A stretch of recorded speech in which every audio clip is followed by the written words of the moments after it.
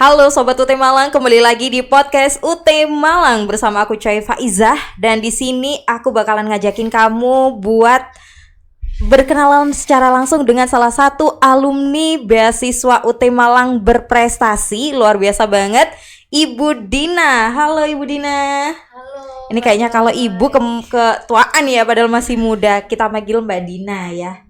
Boleh dong Mbak Dina spill sedikit data diri dari Mbak Dina, silahkan.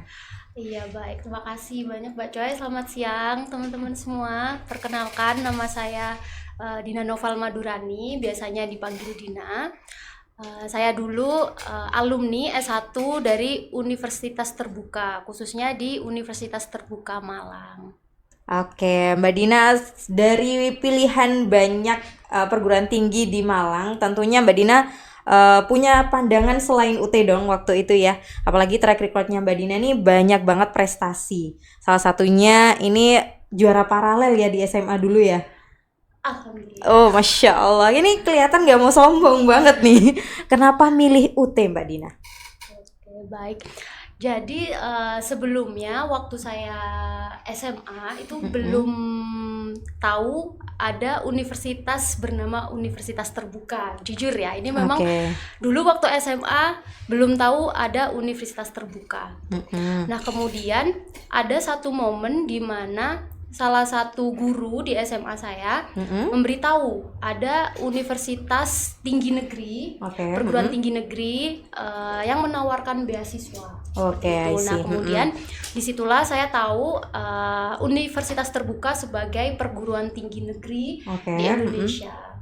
Oh gitu. Jadi pilihan di UT jatuh ketika apa nih? Kenapa mutusin buat ke UT aja, nggak ke perguruan tinggi lain? Kenapa nih, Mbak? Iya, jadi waktu itu setelah lulus SMA ya, pasti seperti siswa-siswa lainnya, saya coba daftar SNMPTN dulu namanya, terus juga ada SBMPTN, saya daftar.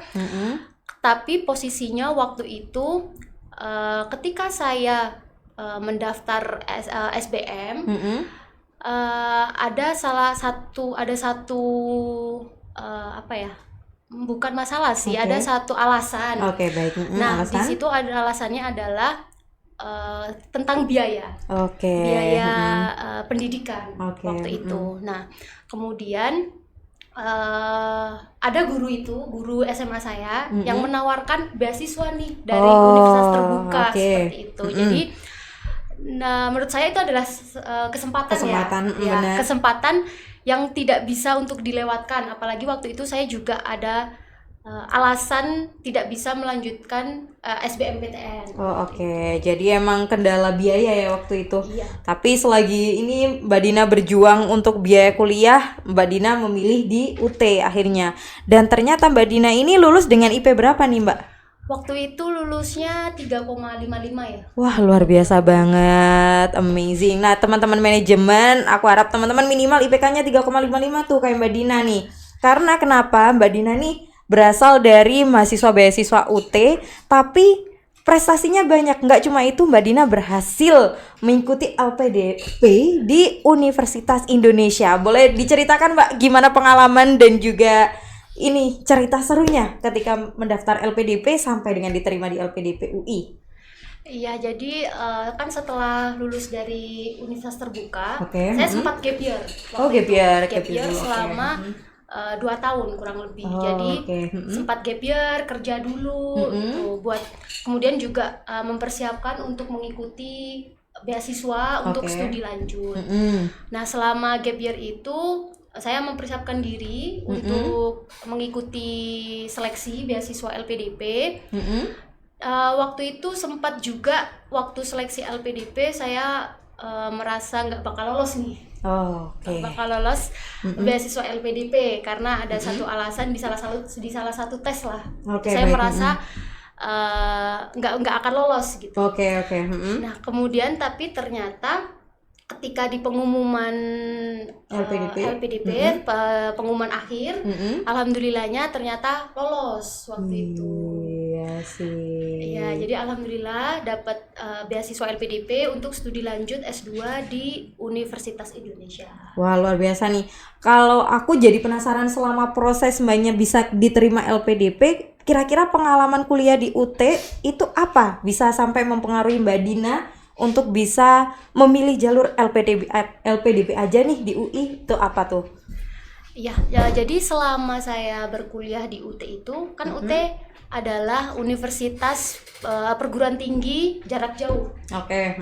Jadi walaupun saya mahasiswa beasiswa, di mana waktu itu saya ada perkuliahan tatap muka. Oke. Namun juga tetap pembelajaran jauh pembelajaran jarak jauhnya itu tidak terlepas dari kegiatan online. Nah, ketika saya berkuliah di universitas terbuka, otomatis saya terbiasa untuk belajar sendiri. Belajar mandiri, kemudian di mana sistem di universitas terbuka kan berbeda ya dengan beda sama konvensional.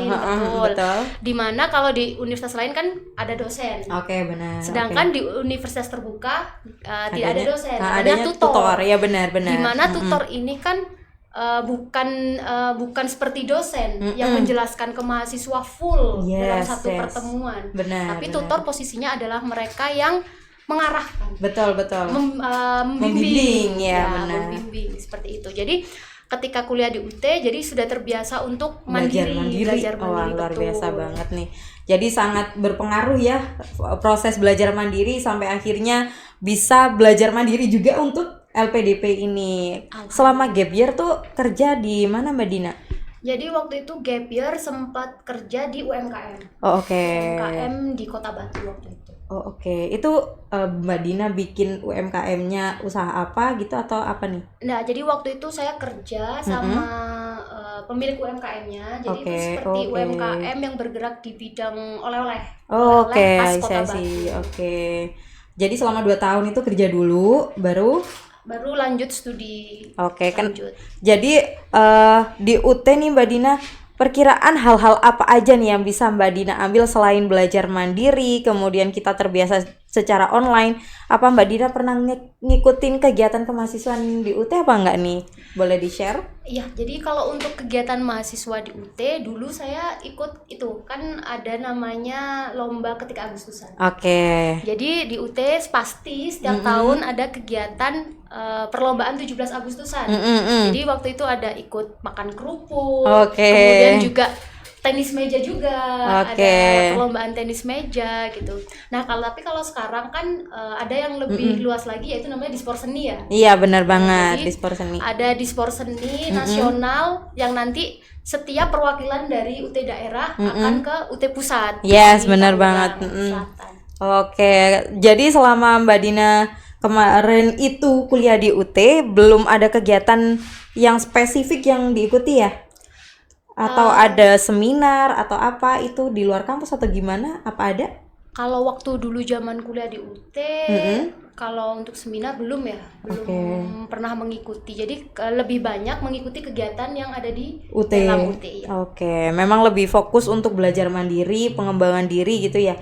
Sama ini Mbak Dina, kalau misalnya nih perjuangannya Mbak Dina waktu itu ikut LPDP sampai belajar, pasti belajarnya keras mempeng gitu ya. Kayak gimana tuh Mbak prosesnya? Jadi untuk mempersiapkan LPDP waktu itu, yang pasti saya harus memenuhi beberapa syarat ya. Jadi saya daftar LPDP-nya itu adalah jalur mahasiswa berprestasi bidik misi waktu itu. Jadi di LPDP kan ada beberapa jalur beasiswanya. Nah, saya mendaftar melalui jalur beasiswa bidik misi waktu itu. Jadi syaratnya kalau untuk mahasiswa beasiswa bidik misi ada yang pasti kemampuan bahasa Inggris. Nah, itu mungkin salah satu ya yang syarat yang menurut saya susah ngeraihnya. Karena memang kita perkuliahannya kan online ya, secara online. Jadi untuk pengembangan bahasa Inggrisnya pun kita by mandiri. Jadi salah satu saya cara mencari solusinya tentang bahasa Inggris ini, saya mengikuti pembelajaran di luar universitas terbuka. Jadi saya mengikuti les ya, les bahasa Inggris waktu itu. Nah, kemudian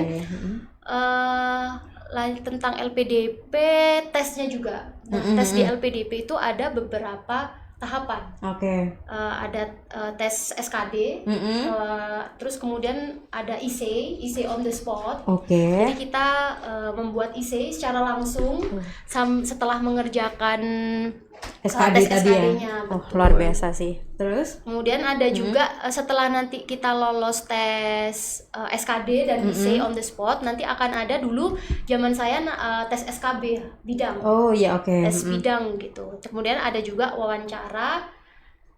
Wawancaranya tentang wawancara bidang kita dan juga tentang wawancara kebangsaan. Nah, tapi sekarang LPDP itu syaratnya sudah ada perubahan ya. Ada perubahan terkait pendaftaran beasiswa LPDP. Kalau sekarang kan namanya ada tes bakat skolastik. Nah, kalau saya dulu itu namanya SKB, tes SKB. Oke, luar biasa banget perjuangannya ya. Jadi di UI lulusnya tahun berapa nih, Mbak? Di UI lulus tahun 2022. Wih, 2022 dan sekarang sudah mengabdi di Universitas Terbuka sebagai dosen di salah satu fakultas FEB, salah satu fakultas dengan prodi terbanyak yaitu manajemen juga nih Mbak. Jadi gimana perasaannya gabung lagi dengan UT setelah dulu kuliah di UT, ternyata sekarang kembali lagi nih di UT Malang. Alhamdulillah ya, mungkin memang rezekinya di UT. Gitu ya, oke. Ke alma mater dulu.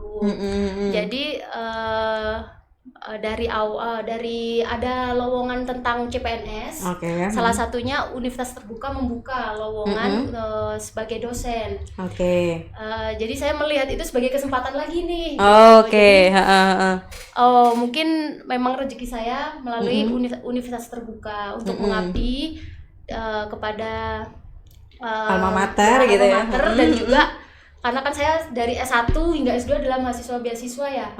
Jadi mungkin ini adalah cara saya untuk membalas kebaikan dari beasiswa yang saya terima. Oh ya ampun Mbak, terharu banget ya Allah. Karena kan gimana-mana kadang nih UT belum menganggap maaf nih, teman-teman yang di luar sana mungkin belum menganggap UT yang sefleksibel, seenak itu dalam hal belajar. Dan ini salah satu bukti teman-teman, kalau misalnya lulusan UT itu bisa diterima di mana aja, ijazahnya pasti diakui. Dan ini dia Mbak Dina, luar biasa sekali sebagai salah satu mahasiswa yang berprestasi di UT Malang. Aku harapkan bisa menjadi inspirasinya teman-teman. Sekarang aku mau nanya nih ke Mbak Dina, gimana sih caranya menjadi mahasiswa yang tetap aktif dan tetap berprestasi, kemudian masih membagi waktu dengan pekerjaan. Gimana Mbak Dina? Kalau menurut saya ya, jadi yang pertama itu adalah kemauan dari diri sendiri dulu. Jadi motivasi dari dalam diri itu menurut saya adalah alasan yang paling kuat ketika kita ingin melakukan sesuatu. Gitu. Jadi ketika kita memiliki alasan, oh saya mau meraih ini, oh saya mau meraih itu, pasti kita akan ada semangat gitu. Kalau kita punya alasan, apa sih yang mendasari kita, apa sih yang membuat kita harus meraih itu. Tapi ini dalam konteks positif ya. Benar. Jadi kalau kita ada kemauan dari diri sendiri, dari diri sendiri, insya Allah apa yang kita harapkan bisa kita raih. Iya sih Mbak, bener. Kalau kita punya kemauan besar, habis itu punya mimpi, punya tujuan, kayaknya tuh kepingan mimpi kita itu lama-lama nyatu gitu ya. Nah buat teman-teman semua Sobat UT Malang yang punya mimpi tinggi, jangan ragu. Andai kata kita jatuh pun masih di antara bintang-bintang gitu ya. Mbak Dina, kemudian tips yang kedua apa nih? Tadi kemauan yang besar, motivasi diri, kemudian apa lagi nih? Menurut saya juga dukungan. Dukungan dari orang terdekat atau juga orang yang kita kasihi seperti itu. Jadi selain dari faktor internal, kita juga pasti ada yang namanya faktor eksternal. Salah satunya juga dari lingkungan terdekat kita. Sebisa mungkin kita mencari lingkungan yang benar-benar mendukung kita. Jadi ketika kita ada lingkungan yang bisa mendukung kita, pasti itu juga akan mempush atau memotivasi kita untuk bisa menjadi yang lebih baik atau meraih apa yang kita ingin. Motivasi eksternalnya Mbak Dina apa nih? Yang pertama pasti orang tua ya. Orang tua. Jadi memang orang tua saya itu sangat mendukung. Jadi kan kalau dulu ya, zaman dulu gitu. Kalau cewek kan bilangnya ngapain sih sekolah tinggi-tinggi, nanti Iya, ntar pasti takut baliknya ke nggak ada yang dapur, nikahin gitu ya. atau enggak baliknya ke dapur gitu, Benar. jadi ngurus rumah tangga gitu. Ya memang itu saya tidak apa ya, menafikan itu. Iya, betul. Memang kita sebagai wanita kan akan mengurus keluarga, itu memang benar. Tapi kan madrasah pertama untuk anak-anak kita kan adalah seorang ibu ya. Iya, dimana sekarang juga teknologi semakin canggih. Iya, benar. Nah, kalau seorang ibu nggak tidak punya bisa fondasi tidak bisa mengikuti perkembangan zaman, gimana kita nanti mau mengajarkan kepada anak-anak? Nah, oke, emang ya, jadi emang motivasi eksternalnya dari orang tua, habis itu omongan orang dihilangin aja ya. Omongan orang tuh anggap aja angin lalu. Oke, gitu ya, cuma angin lalu aja. Jadi ini termasuk pelajaran berharga juga buat teman-teman semuanya yang saat ini berkuliah, mungkin lingkungannya kurang mendukung. Gimana ya kita caranya nyari lingkungan yang bisa mempush kita untuk terus maju gitu, karena nggak sedikit nih Mbak, banyak orang-orang yang merasa omongan orang itu sangat penting juga. Jadi menurut Mbak Dina gimana tuh? Kalau saya sih ya itu, kalau ada orang yang ngomong gitu, ya orang kan hanya tahu luarnya. Orang kan nggak tahu bagaimana perjuangan kita. Jadi orang ya hanya melihat dari apa yang mereka lihat gitu. Jadi ya omongan orang itu anggap aja lah itu hanya sebuah angin lalu gitu, atau enggak malah sebagai motivasi gitu. Untuk kita semakin lebih baik seperti itu. Pernah nggak Mbak kena omongan-omongan negatif mungkin ya? Selain itu ya. Pasti pernah di satu momen yaitu dibilang, ngapain cewek sekolah tinggi-tinggi nanti kalau akhirnya balik ke dapur gitu. Sekarang udah lihat Mbak Dina balik ke UT gimana nih ya. Jadi aku ingin dengar juga pesan dari Mbak Dina untuk para mahasiswa UT Malang dan sobat UT Malang yang sekarang dengerin podcast. Apa pesan dan kesannya selama di UT ini? Boleh silakan disampaikan. Iya, jadi pertama saya mau terima kasih dulu kepada UT. Saya dulu dapat kesempatan untuk bisa mendapatkan beasiswa di UT. Jadi kalau mungkin UT dulu nggak membuka beasiswa ya, beasiswa dan melakukan sosprom ke sekolah saya, jadi mungkin entah saya sekarang tidak ada di UT mungkin ya.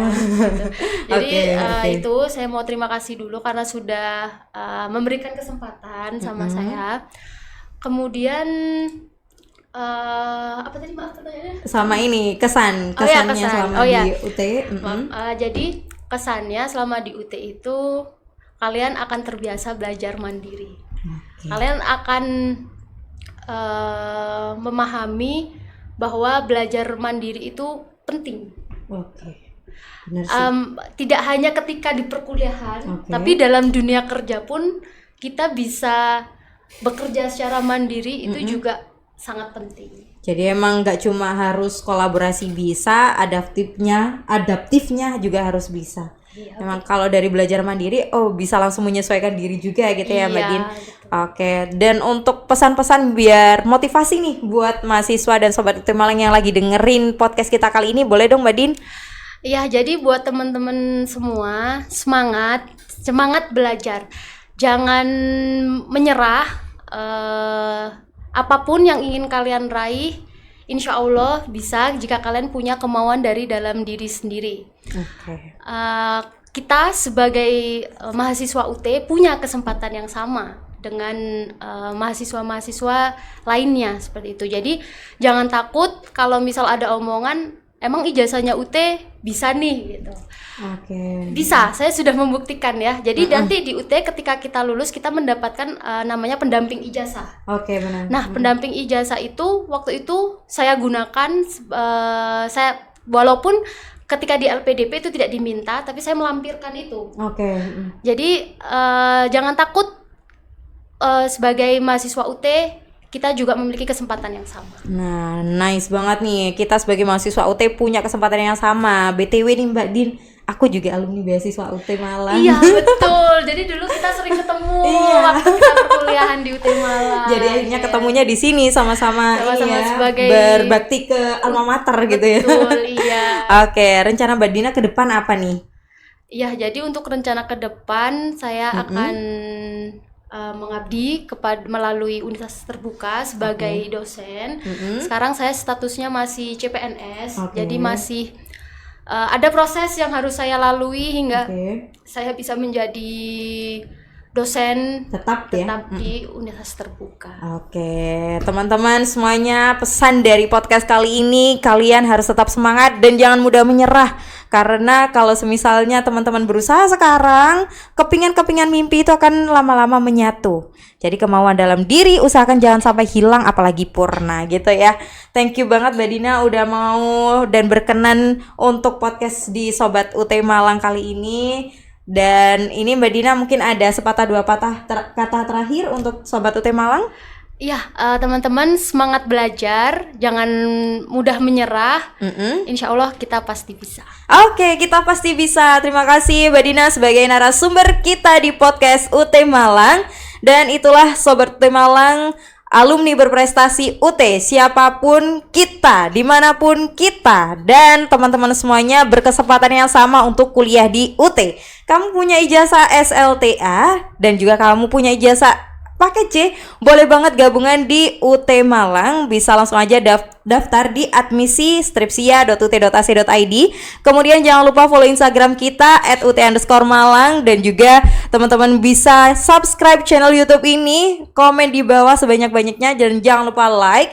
Dan thank you so much untuk ini kesempatan teman-teman sudah meluangkan waktu mendengarkan podcast UT Malang. Jangan kemana-mana karena nanti kita akan berbagi lagi di segmen mahasiswa punya suara juga. So dadah, see you next podcast. Assalamualaikum warahmatullahi wabarakatuh. Waalaikumsalam.